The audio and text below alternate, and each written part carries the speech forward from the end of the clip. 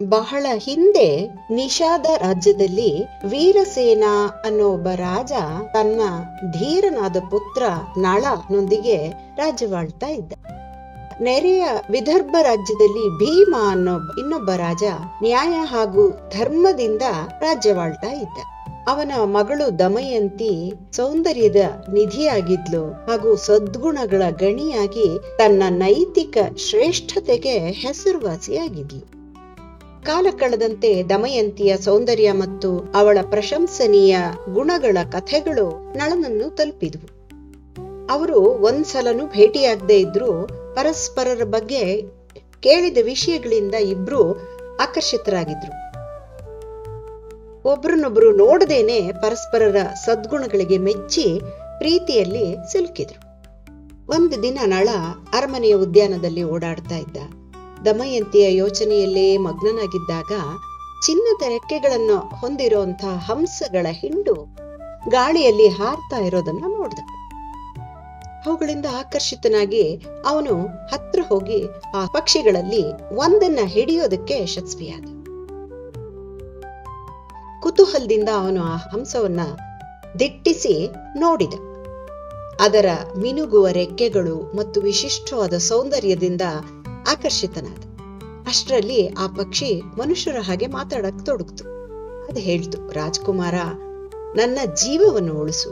ಅದಕ್ಕೆ ಪ್ರತಿಯಾಗಿ ನಾನು ರಾಜಕುಮಾರಿ ದಮಯಂತಿಯ ಬಳಿ ಹಾರಿ ಹೋಗಿ ನಿನ್ನ ಧೈರ್ಯ ಹಾಗೂ ಸದ್ಗುಣಗಳ ಬಗ್ಗೆ ಹೇಳ್ತೀನಿ.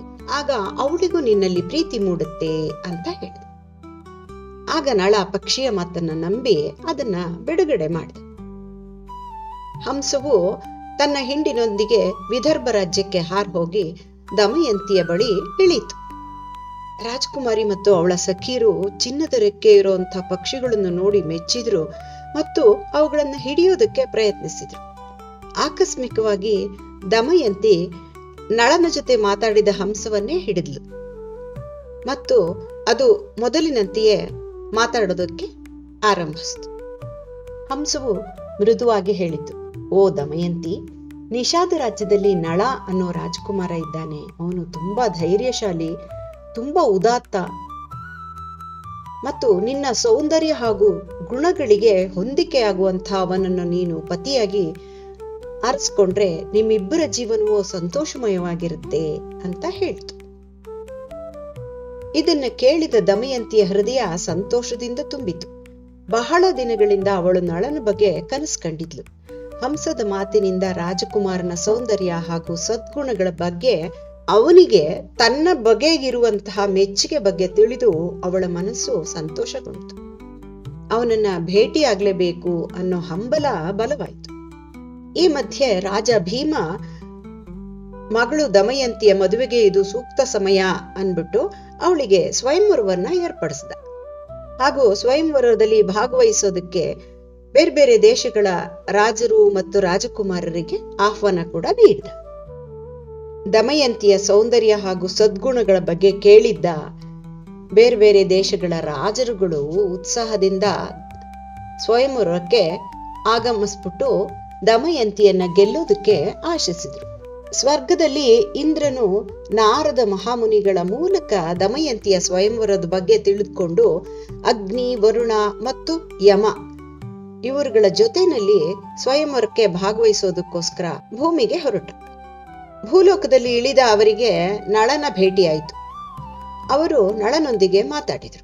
ಇಂದ್ರ ನಳನಿಗೆ ಈ ರೀತಿಯಾಗಿ ಹೇಳ್ದ, ದಮಯಂತಿಯನ್ನು ವರಿಸೋ ಆಶೆಯಿಂದ ನಾನು ಅಗ್ನಿ, ಯಮ ಹಾಗೂ ವರುಣರೊಂದಿಗೆ ಬಂದಿದ್ದೀನಿ. ನೀನು ಹೋಗಿ ನಮ್ಮಲ್ಲಿ ಯಾರಾದರೊಬ್ಬರನ್ನು ಅವಳ ಸಂಗಾತಿಯನ್ನಾಗಿ ಆರಿಸ್ಕೊಳ್ಳೋದಕ್ಕೆ ಹೇಳು ಅಂತ ಹೇಳ್ದ. ಆಗ ನಳ ವಿನಮ್ರನಾಗಿ ಹೇಳ್ದ, ನಾನು ಕೂಡ ದಮಯಂತಿಯನ್ನು ವರಿಸೋ ಆಶೆಯಿಂದನೇ ಹೊರಟಿದ್ದೀನಿ. ನೀವು ನಿಮ್ಮ ಪರವಾಗಿ ಅವಳಿಗೆ ಮದುವೆ ಪ್ರಸ್ತಾಪ ಮಾಡಲು ನನ್ನನ್ನು ಸಂದೇಶವಾಹಕನಾಗಿ ಕೇಳುತ್ತಿದ್ದೀರಾ?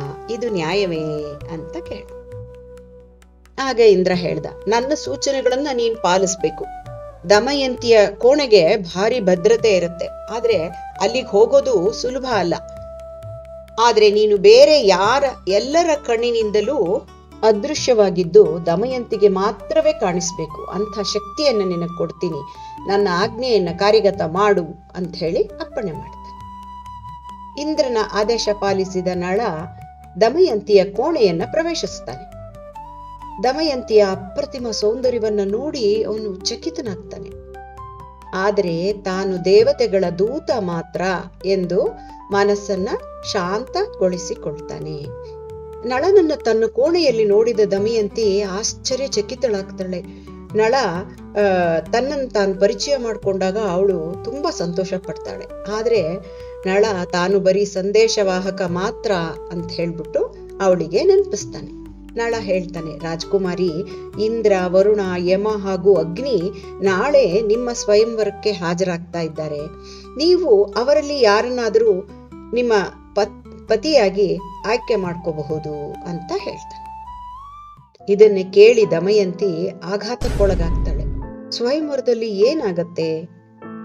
ನಳನ ಮೇಲಿನ ಅವಳ ಪ್ರೀತಿ ಗೆಲ್ಲುತ್ತದೆಯೇ? ಇದನ್ನು ತಿಳಿಯೋದಕ್ಕೆ ನೀವು ಮುಂದಿನ ಭಾಗದಲ್ಲಿ ನಮ್ಮೊಂದಿಗೆ ಇರಿ. ಆಕಾಶ ಸಂದೇಶಗಳು ಮತ್ತು ಜಾಗತಿಕ ಆಯಾಮಗಳು. ನಳ ಮತ್ತು ದಮಯಂತಿಯರ ಪ್ರೀತಿ ಒಮ್ಮೆಯೂ ಭೇಟಿಯಾಗದೆ ಇತರರ ಅಭಿಪ್ರಾಯಗಳನ್ನು ಕೇಳೋ ಮೂಲಕ ಮಾತ್ರ ಬೆಳೀತು. ಇದು ಕೇಳಿದ್ರೆ ಅಸಂಭವ ಅನ್ಸುತ್ತೆ. ನಳ ಹಂಸನೊಂದಿಗೆ ಮಾತಾಡೋದನ್ನು ಕೇಳಿದ ಮೇಲೆ ಇದ್ರ ಮೇಲೆ ಇನ್ನೂ ಅಪನಂಬಿಕೆ ಮೂಡುತ್ತೆ. ಆದ್ರೂ ಮಹಾಭಾರತದಲ್ಲಿ ಇಂಥ ಘಟನೆಗಳು ಸಾಧ್ಯ. ಇದನ್ನು ಒಂದು ಕಾಲ್ಪನಿಕ ಕಥೆ ಅನ್ಬಿಟ್ಟು ಮಹಾಭಾರತ ಸೂಚಿಸಲ್ಲ. ಬದಲಿಗೆ ಇದು ಒಂದು ಪ್ರಪಂಚದ ಒಂದು ಐತಿಹಾಸಿಕ ವೃತ್ತಾಂತ ಅಂತ ತಿಳಿಸುತ್ತೆ. ಈ ಪ್ರಪಂಚದಲ್ಲಿ ಎಲ್ಲವೂ ಪರಮಾತ್ಮನ ಅಣತಿಯಂತೆಯೇ ನಡೀತಾ ಇದ್ದು ಇಲ್ಲಿ ಯಾವುದು ಆಕಸ್ಮಿಕ ಅಲ್ಲ. ಮೇಲೆ ನೋಡೋದಕ್ಕೆ ಎಲ್ಲವೂ ಅಸ್ತವ್ಯಸ್ತವಾಗಿ ಕಾಣಿಸಿದ್ರು ಇದ್ರ ಒಳಗೆ ಒಂದು ರಹಸ್ಯವಾದ ಕ್ರಮ ಇದೆ. ನೀವು ಸಮಸ್ಯೆಯಲ್ಲಿ ಮುಳುಗಿ ಅತಿಯಾಗಿ ಚಿಂತಿಸ್ತಾ ಇರಬಹುದು ಅಥವಾ ಭವಿಷ್ಯದ ಬಗ್ಗೆ ಆತಂಕಕ್ಕೆ ಒಳಗಾಗಿರಬಹುದು. ಆದರೆ ಪ್ರಪಂಚದ ಈ ಕ್ರಮವನ್ನ ಅರ್ಥ ಮಾಡಿಕೊಂಡು ಶ್ರೀ ಕೃಷ್ಣನಿಗೆ ಸಂಪೂರ್ಣ ಶರಣಾದ್ರೆ ಅವನು ನಿಮ್ಮ ಸಂಪೂರ್ಣ ಯೋಗಕ್ಷೇಮದ ಹೊಣೆಯನ್ನ ಹೊರ್ತಾನೆ. ಇಲ್ಲಿ ನಳ ಮತ್ತು ದಮಯಂತಿಯರ ನಡುವೆ ಇದ್ದಂತಹ ಒಂದು ಪ್ರೀತಿ, ಆಮೇಲೆ ಅವಳ ಸ್ವಯಂವರಕ್ಕೆ ದೇವತೆಗಳಾದ ಇಂದ್ರ, ಯಮ, ವರುಣ, ಅಗ್ನಿ ಎಲ್ಲರೂ ಕೂಡ ಭಾಗವಹಿಸಿದ್ರು ಅನ್ನೋದು, ಈ ಎಲ್ಲವೂ ಕೂಡ ಪರಮಾತ್ಮನ ಸೂಚನೆಯ ಪ್ರಕಾರವಾಗೇ ಇದೆ. ಇಂದ್ರ ನಳನನ್ನ ದಮಯಂತಿಯ ಬಳಿ ಸಂದೇಶ ವಾಹಕನಾಗಿ ಕಳಿಸೋದು ಕೂಡ ದೈವಿಕ ಆದೇಶದ ಒಂದು ಭಾಗವೇ ಆಗಿದೆ.